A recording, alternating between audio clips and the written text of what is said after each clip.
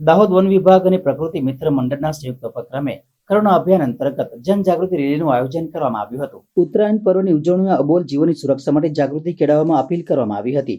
અવકાશી યુદ્ધના ઉત્તરાયણ પર્વ દરમિયાન પતંગની દોરીથી અબોલ પશુ પક્ષીઓ ઘાયલ થવાના કે મોતને ભેટવાના બનાવો બનતા હોય છે.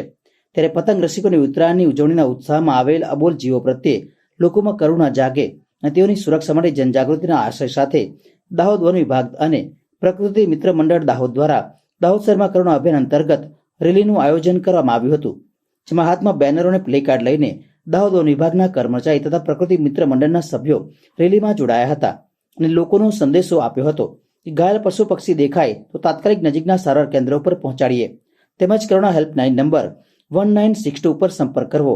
તે દ્વારા પણ ટોલ ફ્રી નંબર 1926 જાહેર કરવામાં આવ્યો છે. એના પર ઘાયલ પશુ પક્ષીની માહિતી આપી શકો છો. ચાલુ વર્ષે પણ કરુણા અભિયાન ગુજરાત વન વિભાગ દ્વારા તારીખ 10 થી 20 દરમિયાન કરવામાં આવનાર હોય તે અંતર્ગત આજ રોજ રેલીનું આયોજન કરવામાં આવેલ છે, જેમાં જે રેલી આજરોજ દાહોદ શહેરના સ્ટેશન રોડ વિસ્તાર તેમજ અન્ય સોસાયટીમાં રહી